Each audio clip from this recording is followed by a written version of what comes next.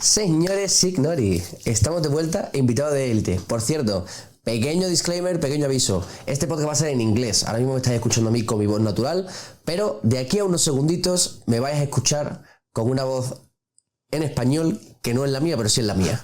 Espero que os guste, porque esto va a ser un pedazo de podcast. Now, for the English people, we're back. Tom, it's such a pleasure to have you here. Please give a little presentation for anyone who doesn't know you, but I doubt it. Hey, it's such a pleasure to have you here. Good to be here. Amazing to be here with the fireplace. Yes. With the fabada. Chill place. Hey! People can't see it yet, but look at this. Wait, no, don't change. Jota, go back. No, to mine, para mí. Look at this. Whoa. Fabada literal. Hey. Ya sabéis, sponsor me please. I love you guys. I will eat you all my zombie apocalypse time. I swear. So, short introduction about me. Where to start? So basically, I guess you could say that my whole brand is around Spain. My name's Tom, firstly, probably should start there. My whole brand is around Spain. I moved to Spain about 10 years ago. And in short, there's kind of two sides to me. I think there's the one side that is I run a business called Guiris de Mierda. We do events when we connect locals and foreigners around the idea that everybody's felt like a giddy at some point in their lives. Yeah. And so everybody's kind of welcome for that reason. And the other side of what I do is more what I like to think of myself as like the personal brand side, which is really, it used to be, I mean, it's evolved over the years, but what it's going towards now and what I'm most proud of is the more adventure style stuff that I've done, always in Spain, but I'm planning to do like further adventures. Maybe we can speak about that later. But yeah, last year, for example, I crossed Spain on a skateboard. Yeah, I was going to ask you San that. Juan de Gaztelugatxe down to Tarifa, 55 days. Damn. I've done the same thing across the Canary Islands. I called it like Escape the Eight. So all my adventures, I give them names. And so that's what I'm doing more now. That's what gives me energy. That's what really breathed life into me. I love Guiris de Mierda, but it's my business, you know what I mean? And, yeah. And it's a great project for me to grow and to tweak and that sort of stuff. I love Guiris because it feeds the soul in kind of like the community sense, and it makes me feel good that I can connect people and that I can connect with people and that I can meet lots of people and in where I physically live. But then on the other side, what feeds me personally, like my own soul without the need for anybody else around me, is the adventure style stuff. Just being out there alone, like struggling, like in the rain, sleeping outside, you know what I mean? Like meeting, like real man. Yeah, real man. But also like just being in like just stumbling into a random town in the middle of Spain, and going to the bar and just speaking to the bar owner and telling him what I'm doing, like crossing Spain. I'm 30 days in, my beard's out here and all that sort of stuff. And like the Revenant. Yeah. Oh, it's amazing, bro. It's amazing. So that's a short introduction on me. Obviously, there's loads more to it as well, but I'd say that's the kind of the essence of what I've been building over the past few years, especially in regards to what I do online. It's that Guiris de Mierda, and it's like my personal brand, Tom Charlie Design, and together just it all feeds into each other as well. You know? What a good balance. Like hats off to you. Yeah. Like, and I actually saw that. I kind of expected the spiritual answer that you get for yourself, because as you said, maybe you don't get to earn as much if you live in Spain, but there's lots of free things to do. Yeah. You know, lots of things you can do in Spain for free. Yeah. Like a lot of nature and a lot of I'm actually really a fan of those kinds of activities. Sure. Like I think, especially for our generation, it is a must that you do at least once a year kind of things like this to reconnect with nature and to, you know, have a break from all the noise and all the distraction, you know, because only when we listen to ourselves purely without distractions, we get to find our purpose, you know? And you clearly find your purpose. Honestly, I mean, I think that your purpose is something that I think you're always kind of working towards it, because it's kind of like happiness in a way. It's like you can be in a state of happiness, but then it's fleeting, you know? And I think purpose can be the same, but I've definitely, by doing the Spain walk, I called it the wrong way down. So the name of that adventure was the wrong way down. So if I refer to it as the wrong way down, now you know. So when I did the wrong way down, like for the first time in my life, I remember walking through, skating through País Vasco in like day 3 or something.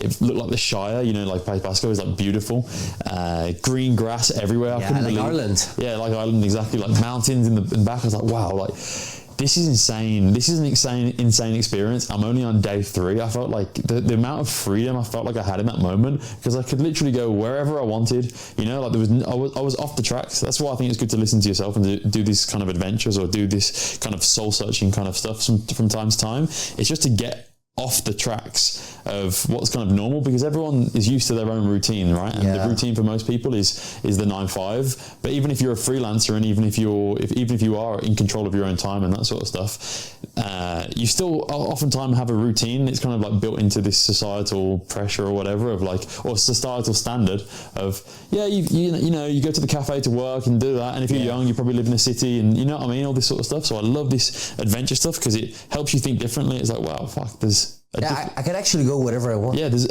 can do whatever I want. I can do whatever I want. I can go wherever I want, and it just opens the mind to see what is possible. You know. Yeah. So for me, I love that. It's the best experience of my life, hands down. Completely changed the way I thought as a person. The idea came to me from like divine. I'm not very divine religious. Intervention. It was like divine intervention. People ask me now, they're like, "What? How did you even think to do that?" And I was like, "Yeah, it would have never crossed my mind. Even know. It would have never crossed my mind." Yeah, I don't know. I was inviting something like that to come into my life. I kept telling people around me for months in advance, like, I want to take a big risk soon, because I felt myself plateauing with Guiris. I pushed and pushed and pushed, and I was like, okay, I can feel myself, and I'm at this plateau, and what's the next bit? So I was telling everybody, I want to take a big risk, and the risk didn't really come to me, but I think it came to me in the sense of this just like, boom, I'm just going to walk across Spain. You had to come to it. Yeah, I had to come to it. I had to be open enough to arrive to it. Yeah, sometimes it's even more important to be in the right place to receive something rather than force a situation into what you want. And that's exactly what you did, because you were feeling that sense of stagnation. You can't live with that. And I relate a lot to it, because even with this podcast, it can feel sometimes as if you're doing this for nothing, you know. But then you have to remember that's why you do it, because you do it because you like it. And I'm sure it's gotta be like a really wonderful feeling that you felt. Like, actually, I want to ask you something about that. In your wrong way down. In your wrong way down, did you feel the warmth and the character of the Spanish people? The townsmen. You know what I mean? Oh, for sure. Like, one of the main reasons why I love to do it is because doing social media, and especially doing all my content around Spain, I get so many comments that are like, puto guiri, a tu casa guiri, all that sort of stuff, which honestly, it doesn't bother me at all, doesn't affect me at all. But one of the comments I get mostly are, you're not welcome here. And I've walked the entire length of Spain, you know what I mean? And there wasn't one moment where I felt unwelcome. And they probably haven't done that. Yeah, exactly. I mean, for sure they haven't done that. For sure they haven't done that. And that's okay. Not that they have to either. But for me, it's like, I've got my opinion is based on hard-earned experience, Like, I walked from Logroño down to Valladolid, down to, That's a lot of weight. I did to Sevilla, all the way down to Tarifa. I'm giving you the credit. Yeah, thank you. I went all the way down, through every pueblo along the way, and I stopped in most of them as well. And what was I saying? And like the townsmen, the people, everyone welcomed you, and you didn't feel the pressure you felt from the comments in real life. And so and that's exactly it. And so I went into so many pueblos and towns, and the interactions that I had with the people was amazing. Like, everybody, to see some random guiri, and I didn't, the whole time I was wearing shorts, I didn't have a pair of trousers for the whole time, so and I like short shorts as well. And to see some random guiri coming in with like a big backpack, a cowboy hat basically, a skateboard, and some short shorts, man. That's the most guiri thing I've ever heard. Exactly. My God. I looked like such a guiri as well, and I had a t-shirt on that said Guiris de Mierda, so it like had the brand name on the back. Yeah. People were just open and welcoming, and they loved it, So like, when you're forthcoming about what you are and you accept it, people really find it relatable. Yeah. Honestly, incredible experience. The warmth of the Spanish people when I crossed the whole of Spain was insane. I stayed at least 2 or 3 different people's houses, like their personal houses. Shit. Yeah. So like, I've met someone in a bar, I've met people in bars, for example, and they would literally, after a couple of drinks, they're like, look, they heard the story, like, if you got nowhere to sleep tonight, you can come and sleep on our couch or whatever. Happened twice. I ended up I went to Castro Nuño, which is like Castro Nuño. Castro Nuño.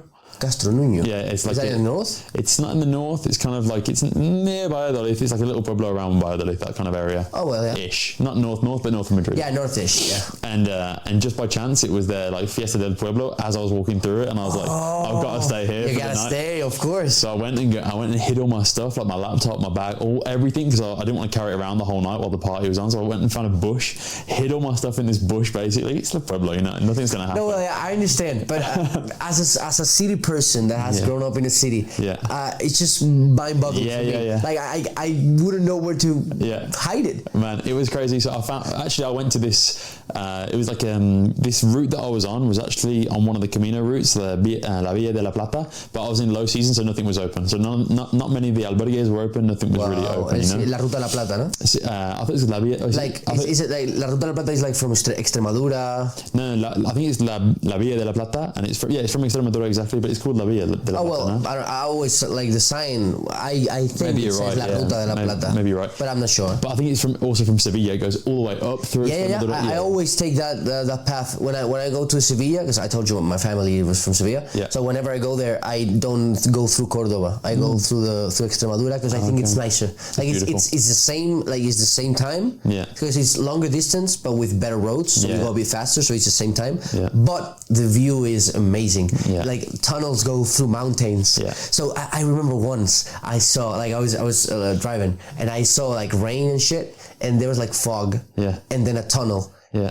It was so rainy with so much fog. We got into the tunnel, and then at the other side of the mountain there was sun. Oh wow! It was like, damn! It was so beautiful. That's why I always take that route. Extremadura is one of my favorite regions for sure. So really? Well, it's like so underpopulated. Wow. And there's barely any tourism there, you know, and it's That's like kind of like a contrarian thing. It's awesome. Yeah, I loved it. Unpopular opinion. Really? Yeah. Like people would say you're a contrarian. Like you just want to be a contrarian. You're saying that, you know, like. No, I love that. Like that's just like saying your favorite city is like Murcia or like Ferrol. Okay, yeah. Because that's something that no one likes so much. But the thing is, I think with Extremadura, I think it only doesn't get much tourism because firstly, it doesn't have a thing so much. You know what I mean? Like in Andalusia, they have a thing, and it's kind of like it's the flamenco, and it's like everyone knows what you're getting when you go to Andalusia. Yeah. Same with the north, like less so. It doesn't have as strong of a brand as Andalusia does, but like País Vasco, people know what they're getting. Galicia, you kind of know what you're getting in these regions, and especially over in Barcelona, Valencia, you know what you're getting. Yeah, you know what you're getting. But you don't. Those places have a regional identity. Exactly. Yeah, exactly. You're getting paella. If you go to Valencia, you're getting paella. They got fayasas going on right now, all this kind of stuff. But in Extremadura, it's like they don't really have that sort of thing,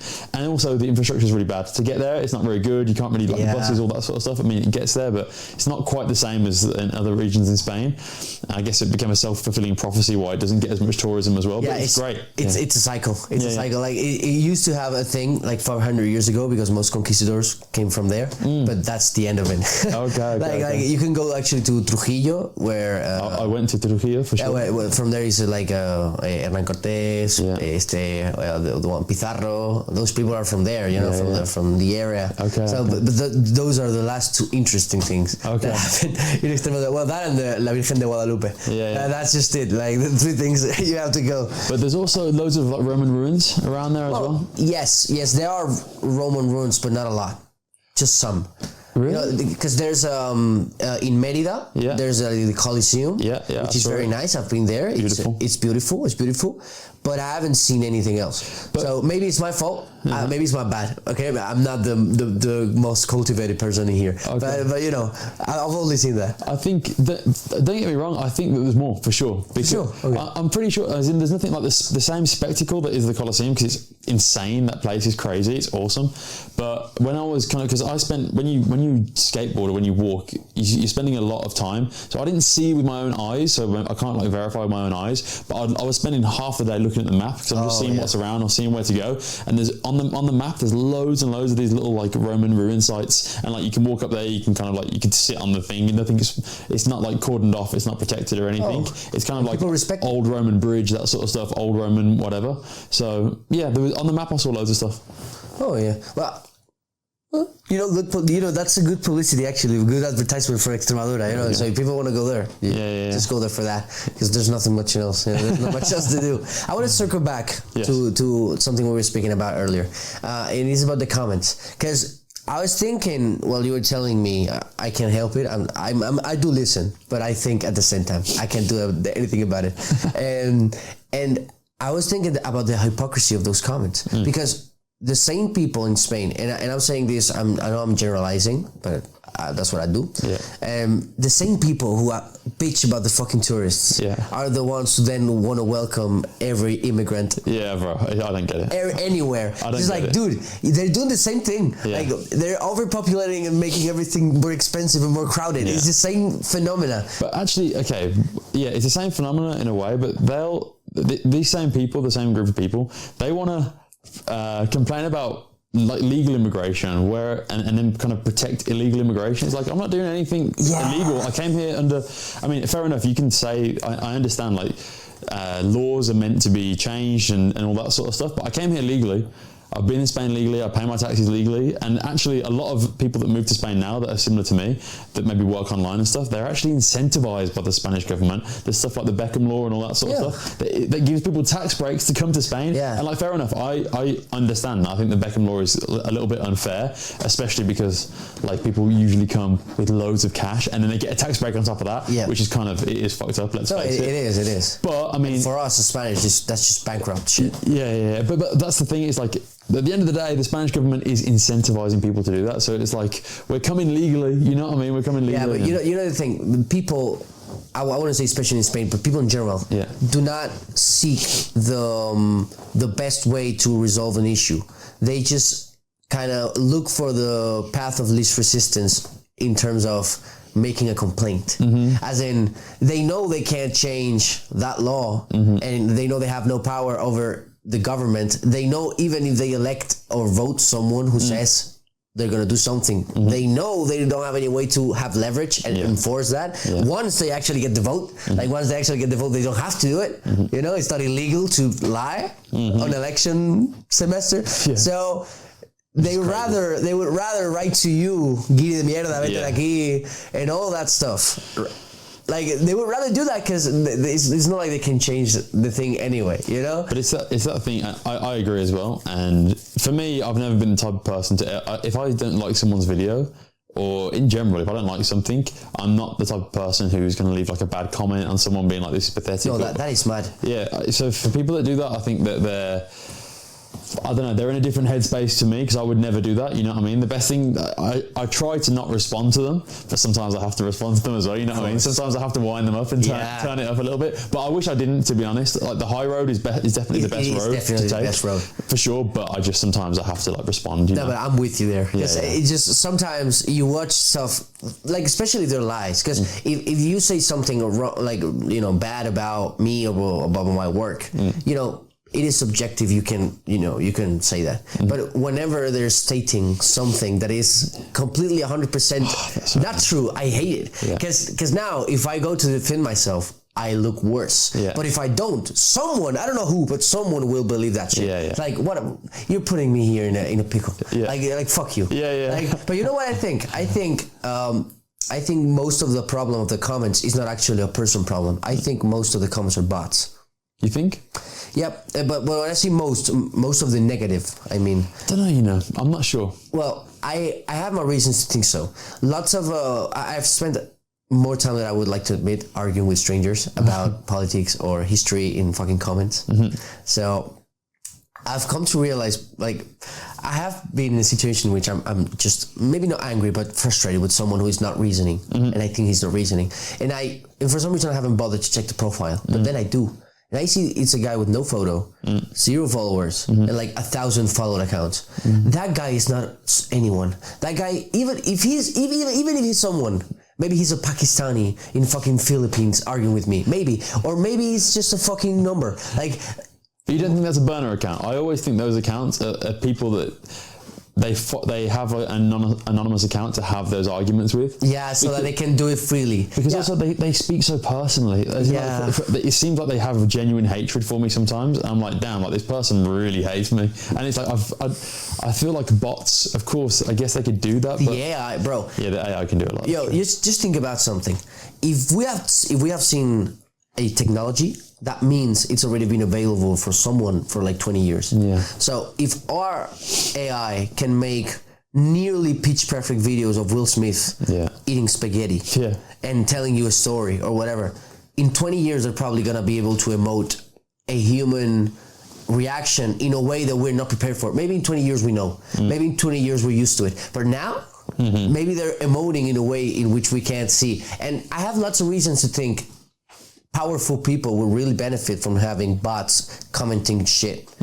Because the only thing that makes us separate from them is the fact that all of our interests in the last of instances are aligned against them. And the same way around. So like the same way the other way around. So what I would do is try to make them not cooperate. In fight, of course, Yeah, because that's what, like, even at a level, like a societal level, they do it based in identities and nations. Like, for example, we Hispanics are one of the least cooperative civilizations ever.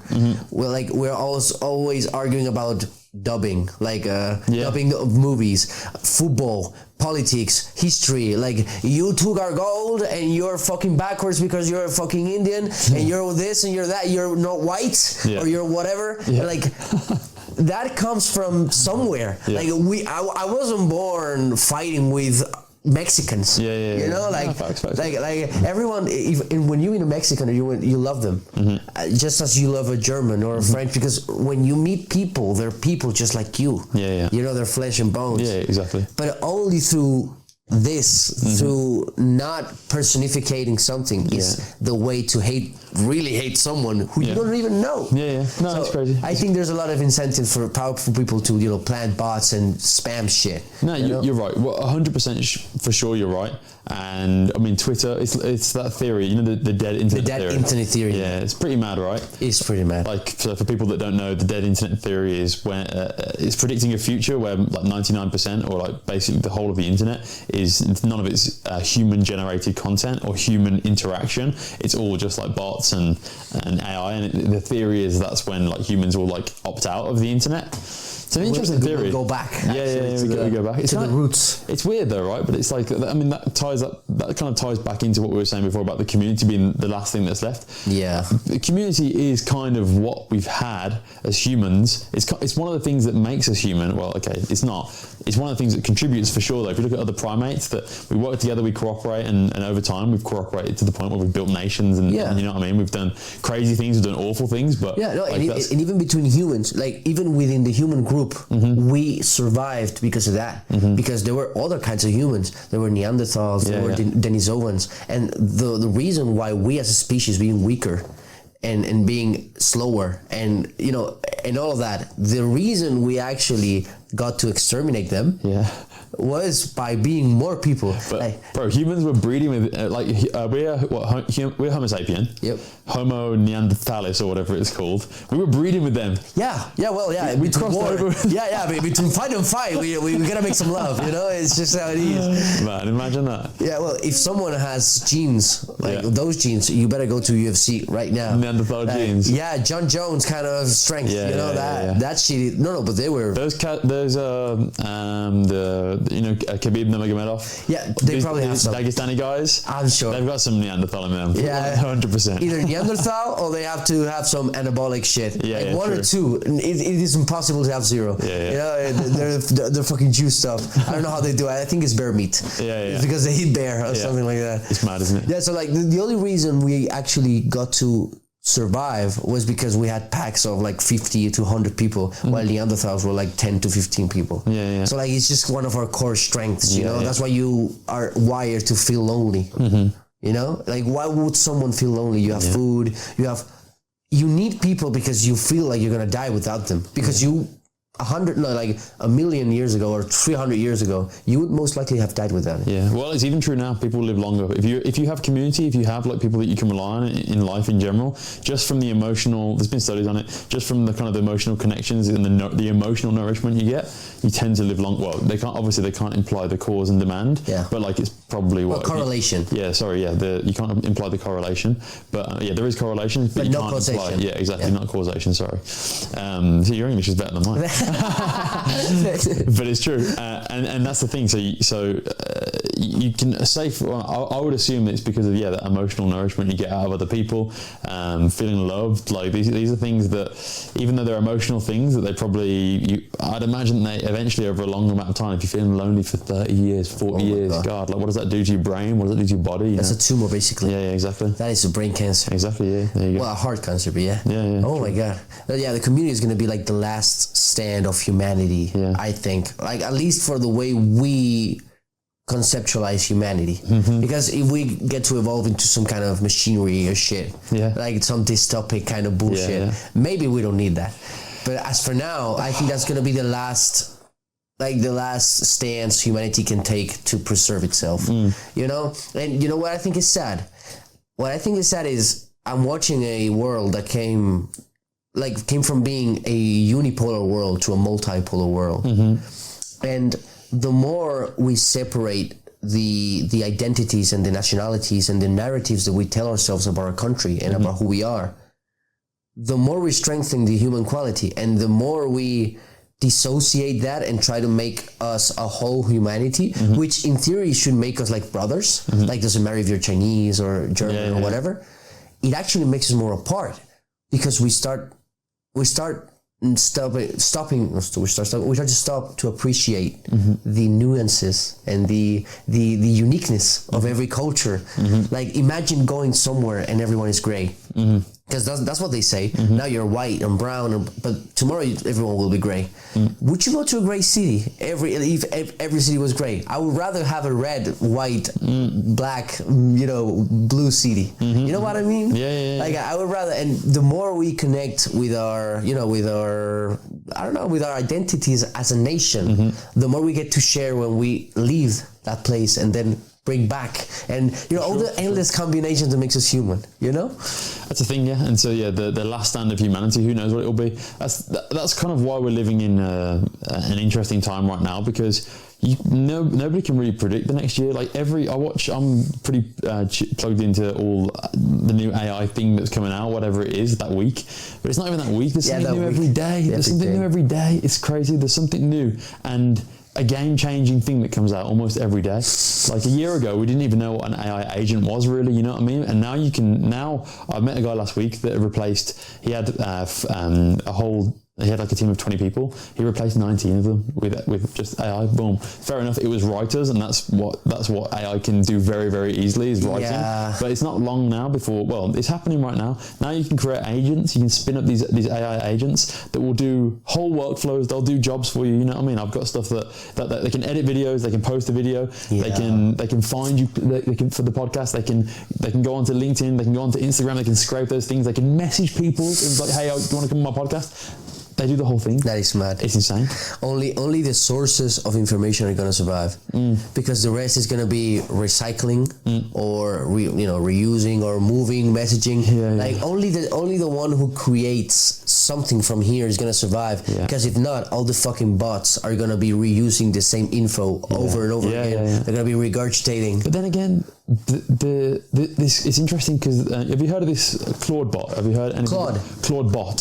It's like a different thing. So it's like Claude is like a ChatGPT competitor, isn't it? So but there's something different. So basically, what happened recently is I'll give you the very, very short version. But there's this an AI agent. So it can be completely autonomous, and people are buying them and giving it like complete access to all the. How it works is, let me go back a step. Complete access. So what happens is, so people are, exactly. So basically what happens is you download it on your computer, and you download it into the terminal. So it has access to everything in your computer, which means that if you're logged in on whatever, it can get into everything, and it can scroll like a human, and it will use your computer like a human. So it's not really, I don't know if it's very detectable with like, how like Instagram will have these anti-AI scraping and stuff. I think because it uses your computer like a person, it can kind of do everything. So it's like having your own employee, but like on crack, you know what I mean? Like amazing, because they can work all night, can do whatever. You can yell at him. It's work more. Exactly, and it's way better than you at everything, obviously, as well. So not at everything, but a lot of stuff is way more efficient.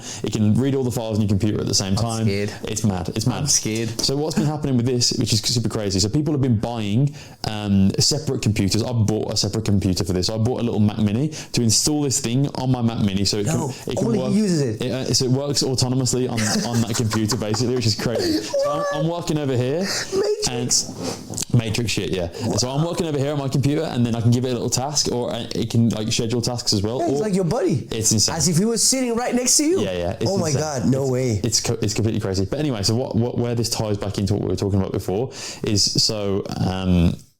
somebody, I don't know how this arose from the situation, but they made one of these agents, or somebody told their agent to make like a Twitter, but only for the AI agents. So it made a Twitter only for the AI agents, and then you see all these screenshots coming out, and they're like talking to each other, and they're like talking to each other as if they're like, and then complaining about humans and all this sort of stuff. And no way. Fair enough, like as if dogs could speak. Exactly, yeah, it's insane. But that's the thing. Like, okay, obviously at this point, someone's told them to do that or go and interact on this forum with other AIs. They wouldn't do that by themselves. Exactly. That's the thing. They wouldn't do it by themselves right now. But you could imagine that, like, this is not that far away, where there must be a way they're generating new thoughts. You know what I mean? Like you were saying that it's just regurgitating stuff. But they if you put together two pre-existing said things, you can make something new, you know? Yeah, because if you can, and I can, why can't he? Yeah, exactly. Yeah, and probably they have already figured it out, and they're going to release it maybe next year or in 2 years. It's a race right now. You know why things keep speeding up? Because every time where you research something, it makes the next research faster. So if they're 20 years in the future, then every time they gotta drop something new faster. You know, they gotta, you know, what's next? You know, in 20 years, I think we're getting the aliens. Yeah. No, I'm not even kidding. If I had said that 5 or 10 years ago, I would be like a nutcase. When you say we're getting the aliens, you mean like they're going to tell us about alien existence? Or? Yeah, well, I don't know which shape it's going to take, because, you know, it could be whatever. You know, it could be, I don't know, animals talk, and they've been talking behind our backs all the time. I don't know. And maybe that's the kind of alien we're looking for. Yeah. Or maybe it's just, there's a guy who has predicted a lot of stuff. Like, this is completely slimy. Okay, I'm tiptoeing around it. Okay, just take this with a grain of salt, please. Yeah. With a big grain of salt. There's a guy who predicted a bunch of stuff. Okay, the thing that happened in Iran, he said it. Who is it? Who? I can't remember the name. And I don't want to say his name actually. Okay. I'm going to refrain from saying his name. Okay. And that guy says that aliens exist, but not in the way we think. They say when you there's actually a theory that he bases his theory on, which is the Fermi paradox.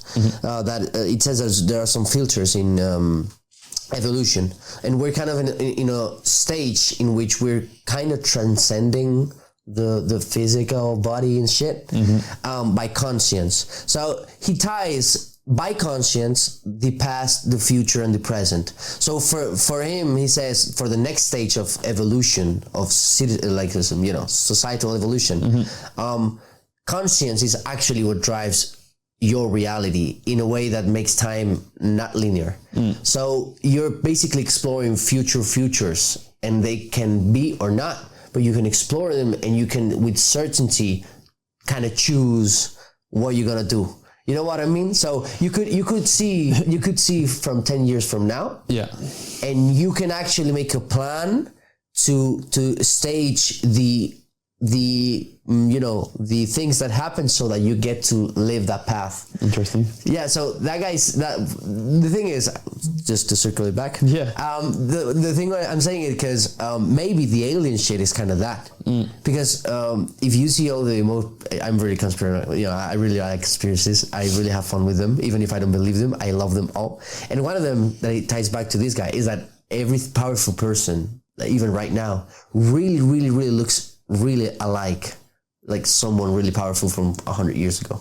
Like you can find parallels between like Winston Churchill, even I was going to say even black people, like really powerful black people. Like Obama has a doppelganger 100 years ago, really powerful. Like it's just, with all those things and with all the things that we're seeing now, I don't even know what to believe. So I'm open for that. I'm open to it. I love conspiracies, but I mean, this is the fucked up thing about conspiracies. It's like you're always crazy for believing a conspiracy theory, but then you look back and so many of them have been proven to be true. So it's like, I mean, this sounds definitely like extra. Yeah, like it's really extra. This is really extra. I mean, that's what I was saying before the cameras were on today. We were saying it on the car on the way over. It's like we're at a point in time now where it does kind of feel like anything goes. Like we're on maybe the verge of World War III.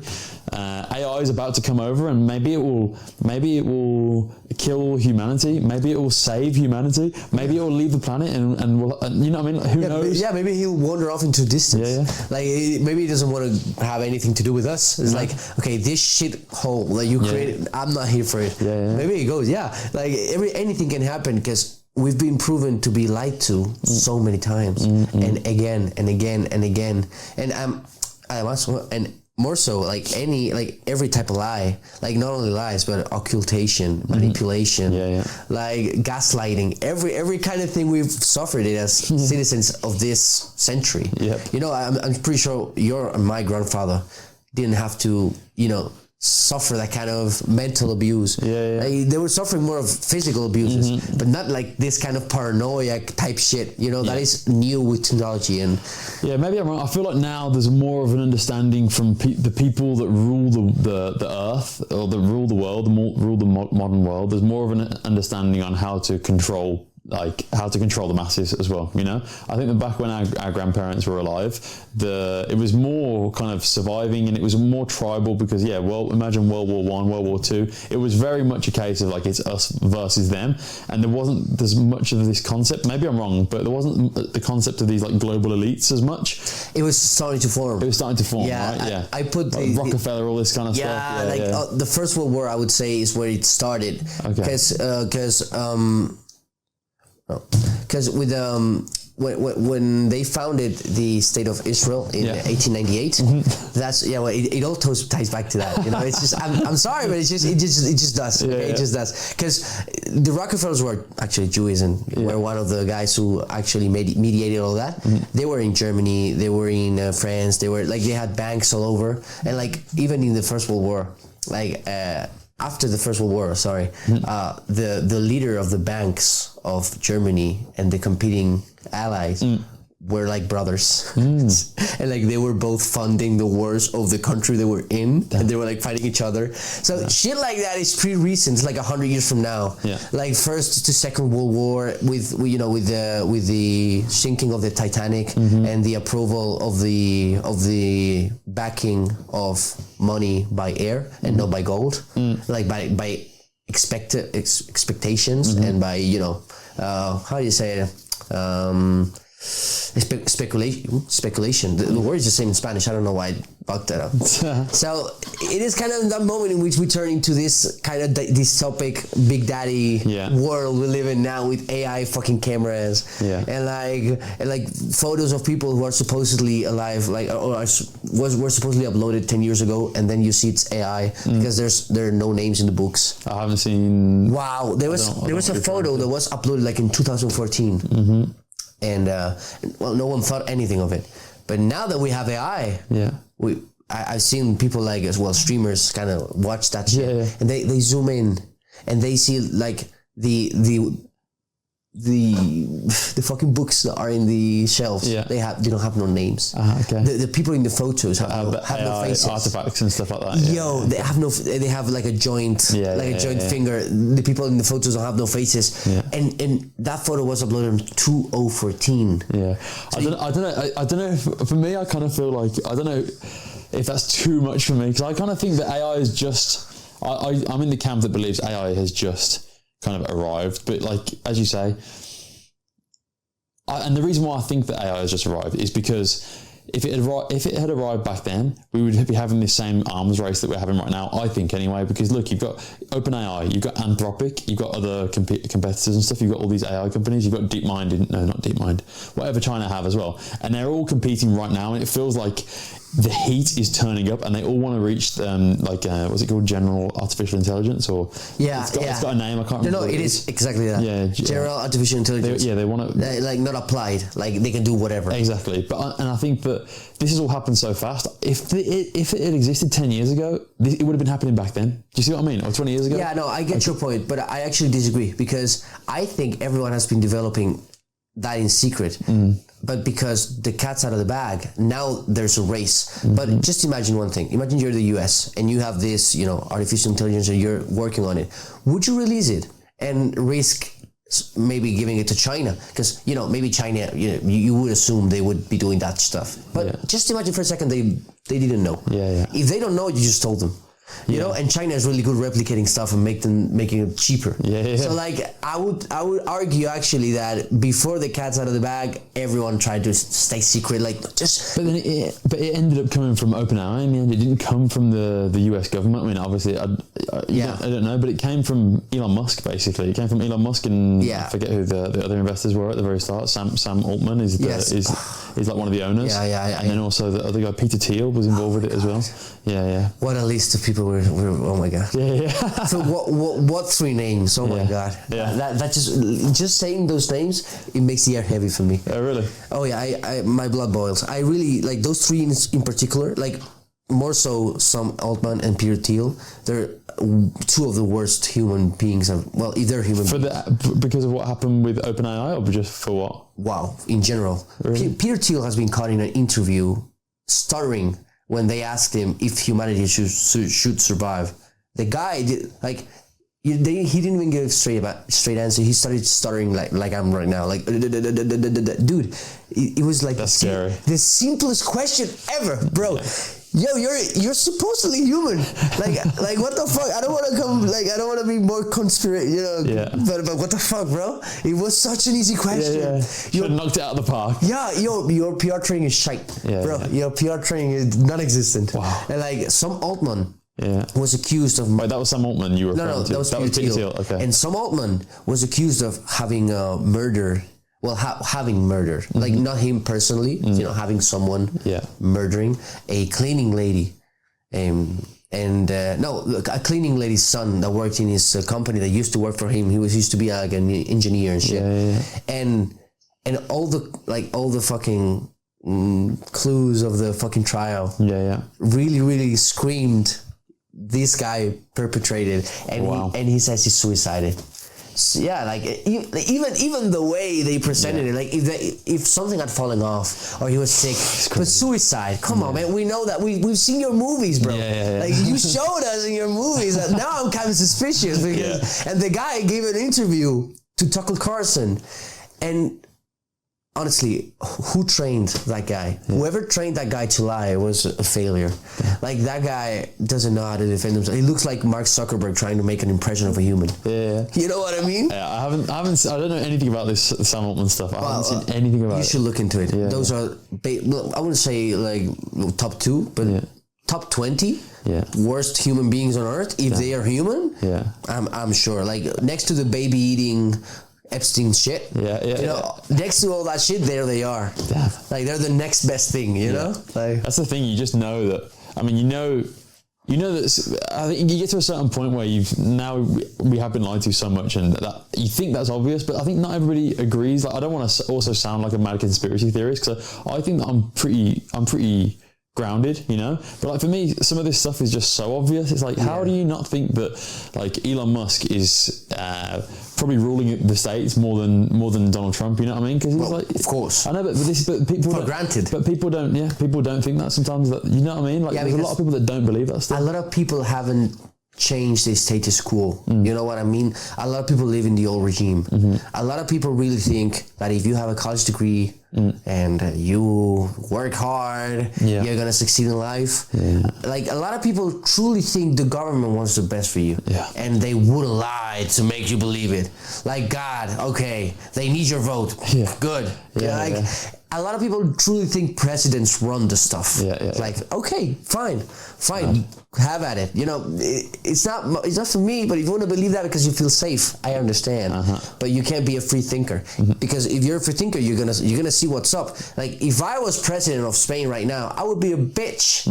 Like, if I tried to enact one single policy that took away from them and gave it back to us, I'll be either dead, or my wife would die, or my son, or whatever. Or there would be a case of, I don't know, violation. I would have raped someone, apparently. You know, anything could happen. Like, all these inventors that die young, having an invention that could save millions of dollars to everyone except for them. And they die, and no one knows anything about them. Like, it's like Julian Assange is probably the best example as well. And that is so public. He gives the information to the people, and they hunt him for years and years and years. He has to live in the Ecuadorian embassy in England. Like, if there's nothing to hide, why are you going against that guy? And people give two shits. Nobody gives a shit. Have you ever seen, like, the most worrying thing for me is the reaction of the public. Have you seen the reaction that we Hispanic countries have had towards the Epstein files? Not massively. Well, you know why? Because while all that was happening, the most Google shit in all the Hispanic countries, like Spain and all South America, was Therians. Someone said this to me the other day, Therians, and I had no idea what that was. Yo, it's so mad. And I saw the other day, they were putting ads in Mexico, paying people to dress up as Therians. Wow. They're fucking distracting in every regard they can. Like, bro, you don't even have to hear the end of it. It goes on. I'd never even heard of this Therian stuff, and then all of a sudden I started hearing a bit. Or someone mentioned it to me. I don't watch much news at all, to be honest. Like, I don't have a TV that I can connect to the news to. You know what I mean? It's like no cable. Yeah, no cable. As in, like, I watch a lot of YouTube and a lot of Netflix and that sort of stuff. Yeah, like Amazon's. Yeah, so I don't get.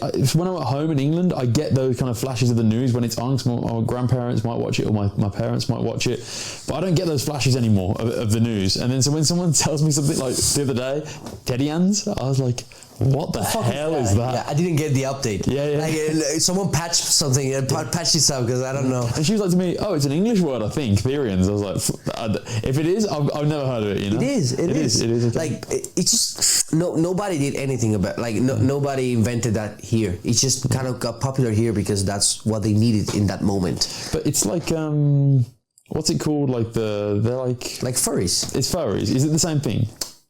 Apparently not. Okay. Like, apparently furries are people who know their people and dress up as animals. Yeah. But Therians are like transgender, but like trans species. Oh damn! Really? It's the next. Oh my god! That's crazy. No, it is crazy. It is crazy. But I think crazy. Like the other day, I saw. Damn, that's kind of hot though at the same time. It goes kind of hard. Like, that's gonna be tough in 10 years. That's gonna be so tough. Fire. No, but I saw a video the other day in Mexico of a cab driver, and like there was a girl who was telling him to dress her as a dog, and she was like, "Bow, bow, bow."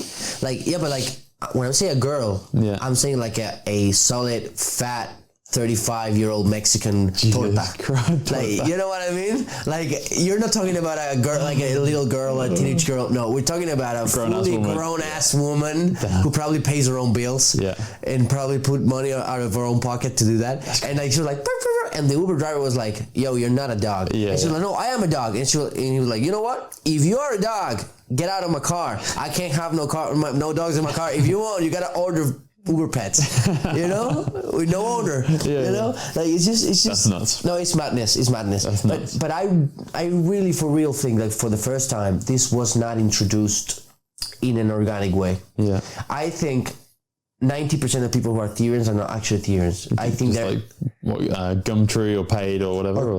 That's it, Paid. Because when I saw that video about the ads, I saw the ads. Like they were paying like 300 pesos to 1,000 pesos for a session for just dressing as a Therian and going in the streets, having your day as a Therian, just like that. So I actually think it's one of those stuff, you know, one of those things that they try to put in so that you don't think about anything important, you know, so that you don't actually realize that the important things of your country are not decided in your country, which is a pretty general statement, but that applies to 95% of countries. Like there are like 2 or 3 countries that decide stuff, like whose citizens decide their stuff. So it is one of those things that worry me, that the world's going to shit. So the question is, so then it's like, okay, we've established that the world is crazy right now. Yeah. It's like, what is the move right now? What is it? Because I've thought about this in terms of, just to give you like context of where my mind's at. I've thought, like, I love Spain, as we mentioned as well before the cameras were on. I love Spain, but there is a part of me that thinks, God, there's not enough freedom here in Spain, and especially over like my business. I can't really. I love my business here, and of course it's inherently linked to Spain in every way, but it does feel like I'm constantly fighting against someone that's like pushing back, and I can't really. It's like an orbit. I can never really break free of the orbit. Not that I want to break. Not that I was saying before as well. Like, not that I want to not pay any taxes or anything like this, but you get to a point, if you're building your own business and you want to get to a point where you can start saving so much that it's compounding, it's working for you. You know what I mean? Whereas really a lot of the time it feels like I'm pushing through molasses, trying to get through and trying to make this work. Yeah, like a race that has ground that goes backwards. Every now and then. You're slipping down, exactly, like 2 steps forward, 1 step back. But it's kind of like it's like 2 steps forward, 2 steps back, kind of. It's like you've worked so hard in all of that time, and you're in the same place. Exactly. I get it. And they punish you for getting further. Yeah, exactly. Like the further you get, the more they punish you. Exactly, it's fucked. But then, so that is number one. So then I feel like, okay, so if I were to hypothetically look for somewhere else to go, I look around the world and I think, okay, where would be somewhere that I'd want to build my life? And I think if we're talking about tax and tax alone, like there's a lot of places, like I wouldn't want to go and live in Dubai, to be honest. I've got no desire to live in Dubai. I've got friends that have done that, and like more power to them, but it's just not for me. You know, what I love about Spain is I love the fact that people are enjoying the outside spaces, kind of what we touched on at the start. I love the fact that the warmth, people are like actually living. It's like a lived in, like most places are lived in, you know what I mean? And I love the fact it's old, and I love the fact that there's touched on the community thing as well. Like I might go down to the shop and I say hello to the person that owns the bar because I've lived there for 5 years and I know her name, you know. And like in Dubai, I don't know if it's like that. I've never been, but I imagine no, you know. I imagine it's not like that because it looks very like futuristic, like this, like, you know, more prone to technology, less connection, less art, less culture, you know, less human flesh. But so is it there's somewhere in South America that have, like, there's a couple of places that have very low tax. So I thought, what about those places? And then I don't know. So my question to you is like, what's the move? Where do you go? What do you do now? Well, I'm just gonna answer you from my stand, like from the things that interest me. So I'm gonna give you my angle. There's for me 2 differences. One is personally speaking, like individually as an individual. I would say like the clues of where you have to go are in the geopolitics, because countries do not have a certain tax or a certain policy just by chance or because of who's elected. Like for now, you were talking about how Spain is just a hell. It's just a tax hell. Well, it is because right now, as the positions of the countries get settled and in this multipolar geopolitical world, the place of Spain in that all of that charade, it needs to be poorer, but poorer in the sense of business.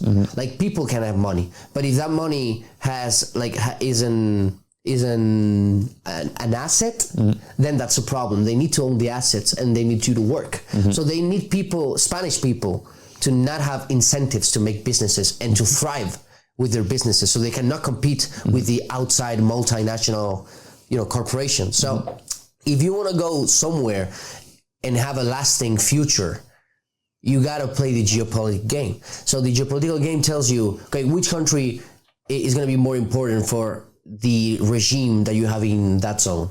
So, for example, Spain relative to the US and Israel, that are, you know, the 2 main guys who say what's up. Spain is really in a bad place because, well, they hate us historically. You know, they've humiliated us a lot of times. They don't really benefit from us being empowered because more Hispanic culture, more cohesion and union with our Hispanic brothers would be a problem to them. So that makes us a place that is going to suffer from high taxes because they're going to enforce and they're going to make sure we have a prime minister that actually fucks us over and doesn't makes us businessmen. So I would look for a place that has like the blessing of the main lord of the place. So if you're gonna go to Asia, don't go to Taiwan, because your lord is pretty far away.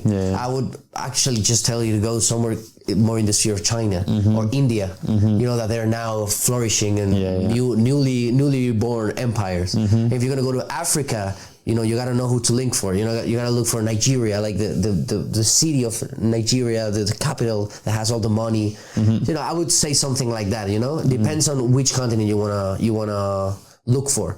But in terms of us as a society, as humanity, because that's in the individual level, where do we go as people? Because everything is so crazy and the world doesn't stop changing and we don't have control over anything. Well, the only solution, I think, there's two solutions, but one's impossible, I think, or 99% impossible, and the other one is pretty not likely.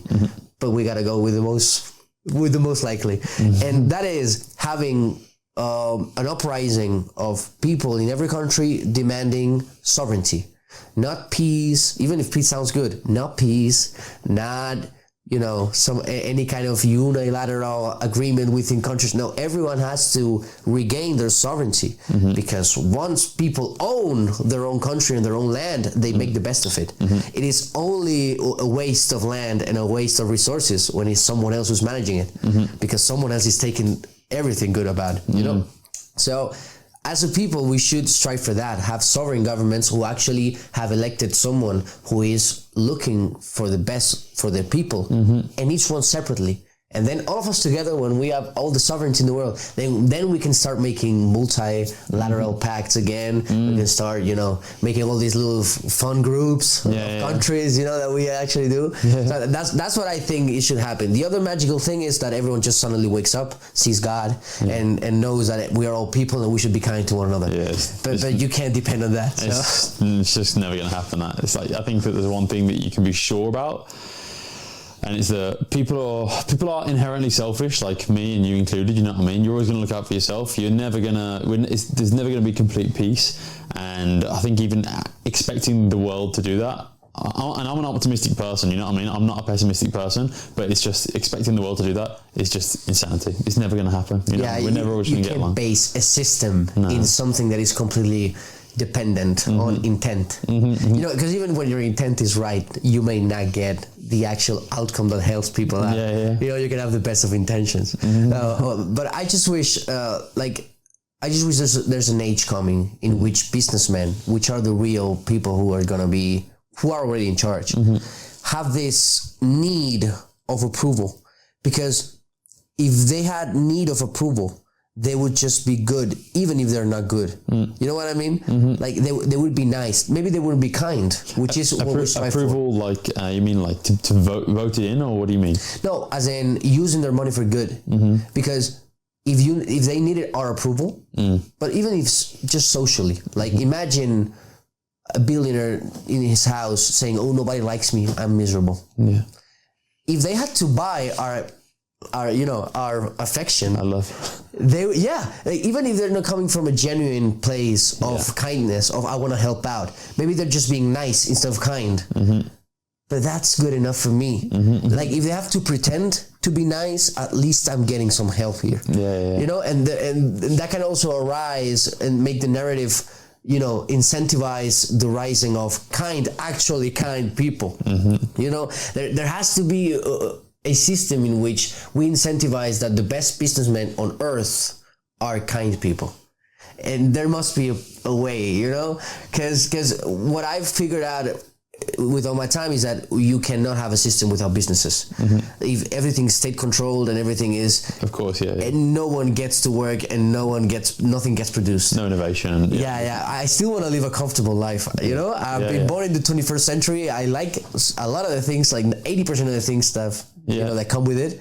I wouldn't rather be born in any other we live frame. 100%. We're living at one of the most interesting times ever right now. But it's interesting. Incentivize the billionaires, incentivize the businessmen to be liked by the people. I don't know. I feel like making that a need. It's a question that I haven't got the answers to today. Well, it's just it's the unanswerable question. Like Yeah. you can ask it 1,000 times, and 1,000 people are going to give you 1,000 answers. Yeah. I'm giving you one because you asked me. I'm glad someone asked me something because I'm used to asking the questions. Yeah. I'm so used to that. I'm really glad someone asked me a question. I really feel good about myself right now. Thank you, Tom. Thank you, Tom. Thank you, Tom. Now, I also wanted to ask you one thing in particular, like as a Brit. Okay. Because circling again back to all that we spoke about, the guiris thing, and I've always seen Spain and the Hispanic world through the lens of Anglo-Saxon people. So I want to ask you: Is Spain a white country? But when you say you've always seen it through the lens of Anglo-Saxon people, how so? Well, the way, like using your cosmovision, I don't know if that's a word in English, but in Spanish it certainly is. Like using your values and the way the value you give to certain abstract concepts such as like race, religion, behavior, law, morality. Like there are a lot of differences between our worlds, and especially to racial and social stuff. So I've seen this discussion a lot in English-speaking countries because they actually don't seem to have an answer. So I ask you: Is Spain a white country? I've never put too much thought into it, to be honest. Is Spain a white country? I mean, I've always kind of thought that Spain is a white country. Do you mean more because of the fact that you guys are speaking Spanish and it's more like a Hispanic kind of? Well, it depends on where the angle you want to like. There's so many angles you can take it. Like some people say Spain is not white because we're literally not really that white, and we have a lot of admixture and a lot of Spaniards, like European Spaniards, not immigrants, are like kind of brownish because that's just natural. Like the indigenous population of Spain, like the Iberos, those guys were brown. So like it kind of makes sense. We're like on the sun rays. We're kind of in the middle. Exactly. So it kind of makes sense. But some of the people also say that because of the food, because of the way we interact with people, because we're so social, because we're, we have this warmth that is normally seeking, people seek that warmth elsewhere. And they find it in Europe, but only in here, and maybe in South Italy. I think for me, it's not a question of like white or like or anything else. It's more the fact that Spain has a very strong identity of Spain itself, right? And it all comes from the history with like the so for everybody knows in Spain, for example, like you go to the north of Spain, everyone could be Irish or everyone could be Scottish in the Basque Country and all these kind of regions. Galicia, in Galicia are Celts. Exactly. Celts. And so you go up there and I could be walking around the UK, you know what I mean? I could be walking around a town in Scotland, apart from it's a little bit sunnier, but to be honest, there's a lot of rain there too, but then you go down south, and this is one of the things I love about Spain is the fact that and I've made videos about this before, it's such crazy diversity in terms of, I feel like there's at least 10 or 11 different countries within Spain itself. It's like a Balkan, it's like the Balkan region. It's insane, and then especially if you start including like the Tenerife and all this sort of stuff in the Canary Islands, it's insane. I absolutely love it. And so, to answer your question, I think it's not a question of like white or otherwise. It's more the fact that Spain itself is like for a country that is, it's a melting pot, but in the sense of, I don't even know if I can articulate this very well. It's the whole of Spain for me is very Spanish. If you take someone from the north of Spain or the south of Spain, like they're both going to be really Spanish, but for really different reasons. You know what I mean? They're both going to be really, really Spanish, but for super, super different reasons. And so when I say melting pot, that kind of sounds like how people would refer to New York as a melting pot. When you've got the Italians that came in whenever the Italian immigration was. You've got the Irish that are there. You've got the Pakistanis and all that sort of stuff, and you've got all the Latinos that are all in New York, and that's like a melting pot in a different sense. Spain isn't like a melting pot like that. Spain is a melting pot in terms of its own country's identity is super varied, and it kind of it's like a wave as it goes down. It completely changes. So and it goes on and on and on. You have to see posts of people. Like there's some people that have started, taking seriously the advertisement part of thing, like advertising Spain and shit, and all the comments about like that Spanish, like every comment in English is like, oh, so beautiful. Yeah. But then you read the ones in Spanish, and more than half of them are like, well, actually, this is from Sevilla, and I'm from the Basque country. This doesn't represent my culture, and half of them are like this, like, dude. Shut up, bro. I just watched a dance from Catalonia in this post, and I don't give a fuck. Like, what you want me to do? But that's the beautiful thing. Like, it's super rich as well. Spanish culture is like really, really rich, and it's a beautiful thing actually that you guys held on to it, because with like Franco, all the Franco like region, the regime and that sort of thing. He was trying to homogenize Spain even more, but it's beautiful that you guys have so much of these different cultures all wrapped up into one. Like when I started my the wrong way down, I was skating through Spain. The first night, like I was on the road for like, I don't know, maybe 8 hours that day, and I didn't get very far. And the first night I stopped in this town on the coast in the north, in the Basque region somewhere, and it was kind of their time of the fiestas as well. Nothing crazy, but it was like a fun little fiesta. And all of a sudden, people start walking out like dressed in these huge puppets. So they're like holding onto a stick, but they're like there's these huge they're kind of almost like tents above their heads, but like the different characters. I don't know. Maybe I'm explaining it in a really bad way, but like they're spinning around. No, it's a me problem. Okay. I don't know what it is. It's amazing. They're spinning. Apparently, it's like super traditional, not from just there, but from different places in the Basque region. And so it's like people are dancing and they're doing all these synchronized dances. But then in the middle, you have these kind of like big, like almost like giant looking like characters, and they're dancing with those too. I'm like, wow, like this doesn't happen in Madrid. But then you come back to Madrid and you got San Isidro, and you've got like the chotis, and you got all this kind of stuff. You know what I mean? Or then you go. That's but doesn't that happen in England though? Yeah, I mean, we have that. I think I'm super. It's the same as anything, right? Like, so I'm not obsessed with English culture. I'm not obsessed with Spanish culture, but because I've came to Spain at 21, 22, however old I was when I came here, like 23 maybe, I see Spain through English eyes. So for me, everything's new. So for me, everything's novel. In England, I don't question why we have this cheese racing thing. I don't question why we have some of the awesome things that we have too. And it's a shame because England is a beautiful country. I should probably know my own. I'd know Spain on a personal level more than I know England. Yeah. Which is crazy. Well, I think it's understandable because the most important, like, not all years count equal to knowing a country and knowing oneself. So the more you know yourself, the more you know about what you see, because it is getting through a better filter. So basically your 10 years in Spain were worth much more than all your years in England, because you weren't spending time thinking about that while you were growing up. No. You had things to do, and those are normal. Like there's a lot of things I don't know about my own country that I would rather know if I had used my time in that. You know, like so I completely understand you. Like, but I also have seen some similarities between the way Englishmen are maybe divided, like in Spain, like maybe of course it's not, it's not that intrinsic, it's not that pure, and there's not that many differentiations, but I don't know, maybe the Scousers, like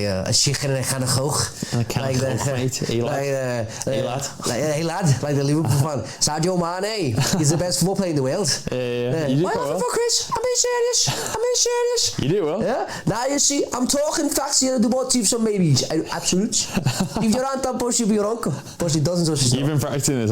Yeah. You know what I'm trying to say? Do you like Paddy the Baddy from the? You watch the UFC? I really find funny how he talks. Like when he says, when he told Ilya Topuria, he's a chorizo. Yeah. He's a Spanish sausage. So fucking mongrel. That is funny. But the guy's not really likable. Like no, because I think he's pretty. I know what you mean. Like I don't know. I think he's got something about him. I like him personally. Yeah. And I think that I understand that, like with him and Ilya, so you guys probably are prone not to like him so much. I'm prone not to like him. Yeah. But there's also some like some of the sports things that I don't like about him. Like for example, he gains a lot of weight in between fights. Yeah. I don't respect that at all.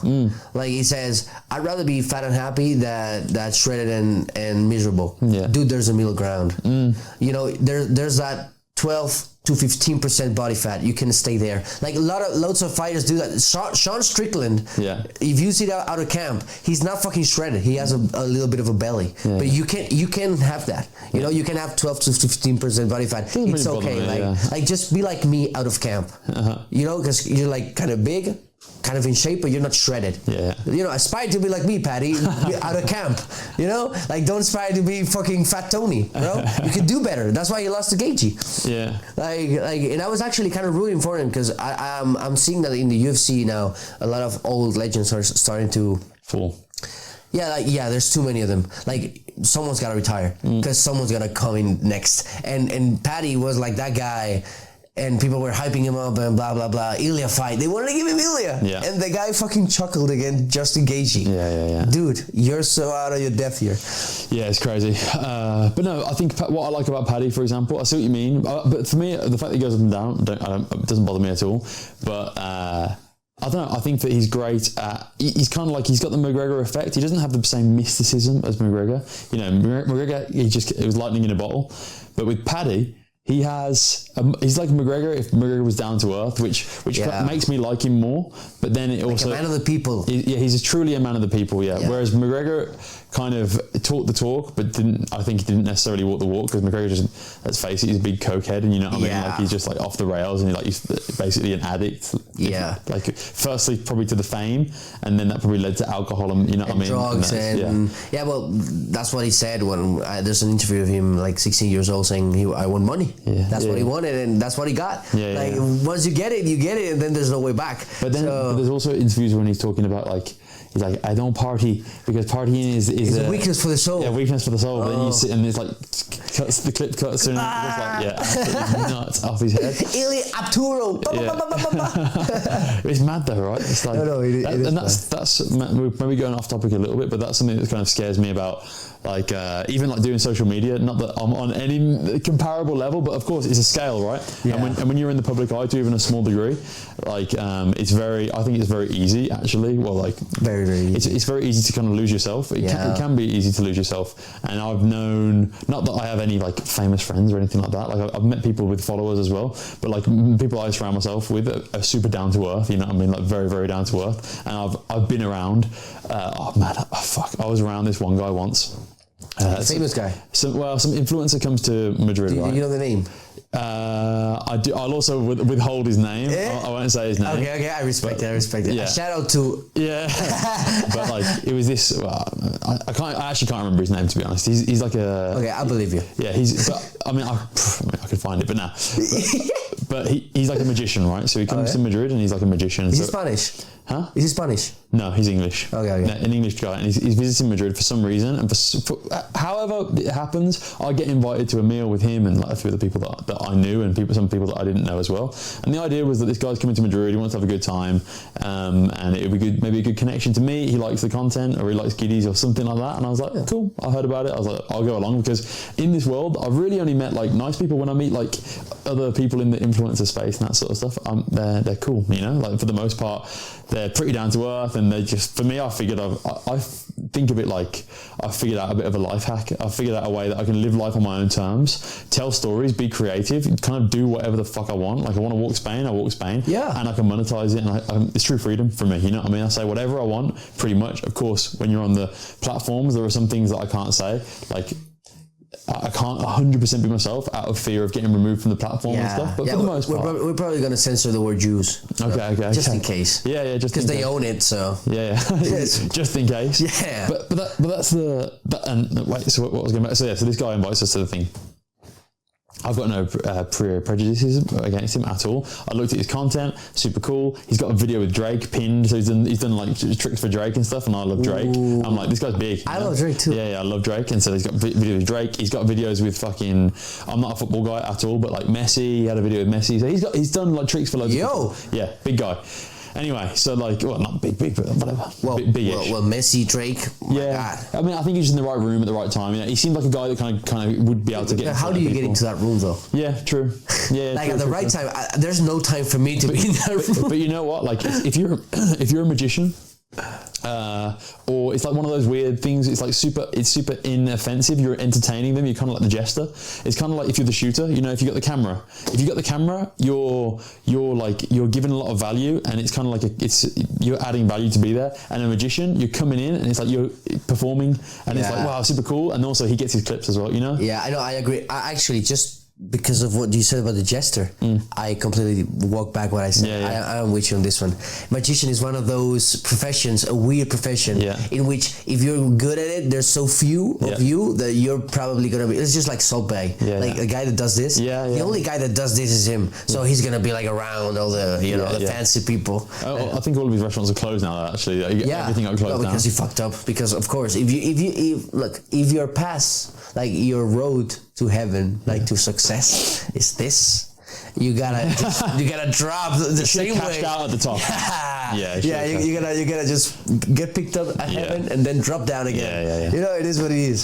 So going back to that story, so I ended up meeting this guy, and holy shit, just crazy, the biggest narcissist that I ever met. And I'm not like someone that, so the narcissism is a bit of a buzzword on the internet right now. Everyone's a narcissist. Every word is a buzzword now. Like gaslighting, everything is gaslighting. But this guy is a fucking narcissist, and I couldn't believe it. Like, I was at the table with him, and like there was a few little comments that fired off, and he fired off a comment to me, like putting my business down. I was like, it took me off guard, because I was like, fuck, like putting your business down. Well, like he did it in like a very like Hollywood kind of way. He's like, oh, what's your little thing? What do you do? Like that kind of stuff. Oh, like your hobby. And I was like, what the hell? And then I spoke to him, and he kind of like, in the middle of him talking, he goes off to, and just like, he did a lot of this like awful stuff, and I was like, oh, this guy's giving me a bad vibe. And then he put somebody else down as well. And then anyway, so then we after the meal, like he's going to the toilet a lot as well. Who knows what the fuck he's doing in the toilet? Probably just like hoofing lines of coke in there. I don't know. Maybe yes, maybe no. But anyway. Well, no. I'm with you on that one. I'm signing on your ship. I think a lot of these people that have these kinds of tendencies are really cracked up in anything, because they have to compensate whatever they're lacking with the drug and with the attitude. Dude, it was actually quite kind of sad, to be honest, because you could tell that he needed to be the main character. So there's only like 6 of us there. It wasn't like it was a massive entourage or anything. And so he was like, let's go out somewhere. So we went to this bar, whatever, and there was a weird situation that happened at the bar. He was like started to do magic tricks and all this sort of stuff, so like that's how he gets attention, obviously, you know what I mean? He starts doing magic and like that's why he started doing it that's why he started doing it in the first place. And it was cool to see him do magic. I was like enjoying that part. I was like, this is fun, you know what I mean? This is like, it seemed like this was the innocent side to him, the more pure side, or whatever, what his kid self would have done. Yeah, exactly. But then everything else around him was awful, and in the end I would like kind of very strange situations. Like he wanted to just assert his dominance in every way possible. I ended up leaving, and he had a massive tantrum that I'd left without saying goodbye and that sort of stuff. What? And so it was just very, very, very strange. And that's very Hollywood of him. I stay away. So this is the sort of thing. So I stay away from people like this. So even on that night, like I could have stayed there all night and just like whatever, and just you could have played it off just to gain something. Yeah. But for me, and that's kind of why it goes back to what we were saying before in terms of, I think with the social media stuff, it is super. It can be easy to get yourself, like your ego super inflated. To be around the wrong people at the wrong time. Just when you're like spiking in popularity, and then have 2 or 3 or 4 people saying how awesome you are. That is just right in the soul. Exactly. And we got onto that from McGregor, and that's why. For me, it's a weird chase. Like Instagram is a weird chase of, I'm obviously always wanting more followers and I want more views. And this is something that, like on your podcast as well, that's obviously something that you guys are chasing as well. You want more of an audience, and that's just the game of social media. You know what I mean? It's the game we all play. However, what's the sweet spot? Because if you say to me, do you want 60 million followers overnight? Maybe I don't. You know what I mean? Maybe I do, maybe I don't. I don't know. Maybe I don't want him even in any night. Like even if it took me my whole life, I don't think I want that many people watching me. Like I would rather have a loyal fan base, like a chat. I would rather have a chat, a 2,000 people chat, which is really good. With 2,000 people in your chat, you're basically a millionaire. And you have brand deals and shit. Like 2,000 people every day donating in your fucking chat.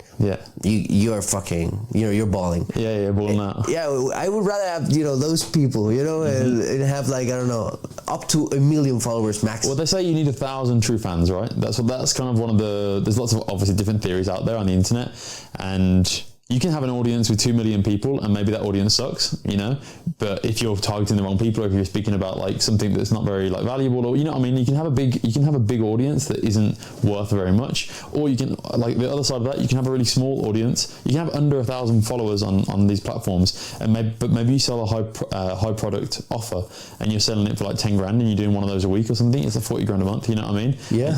And that's true. I don't know people personally, but like I'm in like different group chats and stuff, and I see people that have offers like this, and they're not doing anything that's super out of this world. They're making content, and they've got a really valuable audience, and they're monetizing it well. Yeah, right now the brand deals are becoming more prone to be with micro influencers. Yeah. Because they're more niche, kind of selling. It kind of makes sense that if you think about it, you would rather send, you know, your product, or you pay someone to advertise it to 50 people are going to buy it, that to 1,000 people, 10 of them are going to buy it. Yeah. You know, it is mad, but that is a way to giving power back to the people, I think.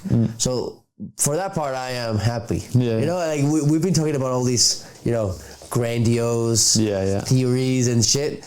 Like, but for one grounded good thing, I'm taking that home. I'm taking that win. I'm taking that win. But no, I think it's just one of those things where it's like anything, isn't it? It's nothing in this life is 100% good or 100% bad. So if you talk about like growth on social media or whatever, it's like there's a lot of good to it, there's a lot of bad to it, and it's just about how you kind of handle it as a person. But there is that theme of there's the common phrase, absolute power corrupts absolutely. Absolutely, yeah. And it's like, damn. So why am I chasing this? Why am I chasing viral internet fame day in day out when I know that if I get absolute power, it will corrupt me? Yeah, but because you know you're not gonna get it. Yeah, true. Because the thing is, like, an Italian friend once told me, you gotta shoot for the moon, because if you shoot for the moon, you'll get to the stars. But if you shoot to the stars, you'll get to the Empire State. Okay. You know, so the further you shoot high. Yeah, you'll always get to the middle ground of that. So you better shoot as far as you can, because you're always gonna be you're gonna end up short anyway. Yeah. So that's kind of, I think, good the point that that's why we do what we do. You know, but I don't think, like, I think power itself does not corrupt one, even if it's absolute power. I would actually say that what corrupts you is the need to share that power, because the influences that you get from sharing the power with a small set of people are homogeneity. You know what I mean? You gotta follow, like, you gotta have like a small net, like, you know what I mean? I don't follow. I'm not following. You have, like, you need to have, like, you depend on people. And because you gotta coordinate with other people to sustain and maintain that power, and if not, that power is gonna go to someone else, and that means you and your group are gonna be like doing stuff, like bad stuff, to maintain that power. Whilst if you had absolute power, there could actually be the possibility that you're actually just a good person. You're benevolent. You're a benevolent leader. And you want to use that power for good. But if you don't have that capacity, well, it can, you know, it's most likely won't happen, but it can. But you know when it cannot happen? When you have a group of people and only one of them is good. If you have a group of powerful people and only one of them is good, that guy's dead. He's either dead or not acting as a good person because they don't want to be, you know, removed. So at least if you have absolute power, you could have the possibility to be good with it. In theory. In theory. Absolute theory. Take it with a grain of salt. Take everything I say with a grain of salt, please. With that one. Because just like him, my argument is going down in no time. So you better take it like that. Wow. This has been a deep dive. But I am really glad we chose this kind of format, because, well, I speak to a lot of people, and, well, honestly, this has been... Well, I knew this was going to be interesting because I followed your content, and I know that there were a lot of topics. I didn't even touch some of them. We can in the future if you want to come back. I'll come back. But you're a very interesting person, because you actually weigh in the stuff, and you actually give your input, which is really valuable for me, because a lot of people, when I tend to have these conversations, they kind of shy away from the topic. You know, they get kind of uncomfortable. And they start saying stuff like, well, nothing's black, nothing's white, everything's gray, and shit like, well, in the middle there's a virtue, or some, you know, some shit like that doesn't add anything, because we all know that in the middle is, you know, the most reasonable thing. You know, but sometimes the middle is made of the middle, and sometimes the middle is made of extremes, you know. You don't even know. So for me, it was a deep dive. It was a very, very, very, very interesting conversation, and I would love to have it again, and you know, to talk about other topics. And so also we can expand more about, you know, the relations between foreigners and Spaniards. Those for us who are in Spain and want to thrive in Spain, want to stay in Spain. I think it would be really healing for the audiences and for everyone. Because we need to start taking conscience that we're all citizens, we're all people. We need to be kind to one another, because there is a group, there is a big, cool group, and you ain't in it. So, and that's the same for you and for me. Even if you're an Aussie or you're Chinese, whoever you are, you know, we're in the same team here. So, well, thank you for coming, brother. Thanks so much, Tom. I enjoyed it. Such a pleasure. It was amazing. Oh, thank you very much for enjoying it. Thank you for having me. You're my best. I try. Nice. Well, you can give a shout out, and you can actually, if you want, a little message, like a goodbye message. Okay. The camera is right there. Over here. What do I want to say? Okay, this is good, yeah. So yeah, follow me everywhere. Tom Charlie Design on Instagram, Guiris de Mierda Instagram. I'm also launching my community. Actually, I'm launching my community about how to build communities that week. I've started a new Instagram for that. It's Tommy.Hoppy, where basically I've got lots of resources. I've got a course on exactly how I built my community, and trying to kind of share that so other people can kind of unlock the freedom that I've spoke about in this podcast, and the freedom over my own life that I have, how other people can kind of unlock that too. And my big adventure, I won't announce the whole thing yet, but I'm going on a big adventure this year as well. Like the last one, as I say, wrong way down. Then I did Skate the 8. Then I did like an adventure in a van. I'm crossing. Well, no, I'm not going to say it actually. I'm not going to say, because I haven't announced it yet. But I'm doing like a big adventure in Spain basically, and it's going to be like a 55-day crazy adventure throughout the whole of June, probably into July, of course. And it's going to be probably the toughest thing I've ever done yet. And I'm doing it for brain tumor research. So if you're interested in this kind of stuff, then give me a follow. I speak to lots of people along the way, in terms of I'm speaking to Spanish people. I'm out there in the real Spain, the España vaciada. I'm out there, and yeah. So can you give a shout out to a friend of mine who actually sent me your story? Yes. His name is Jaime, and he has a business that's called Deep Spain. Which is about the España vaciada. Oh, really? Yeah, he studied tourism, so that's what he does. His passion is to reignite the fire of the towns of Spain. So if you could give a shout out to Deep Spain, it would be really... And big shout out to Jaime from Deep Spain for connecting us today and having me on. I'm sure what you're doing is amazing. I'd love to speak to you as well and hear about your project. Thank you very much, brother. Hey, all the love to Tommy, guys, please. All the love.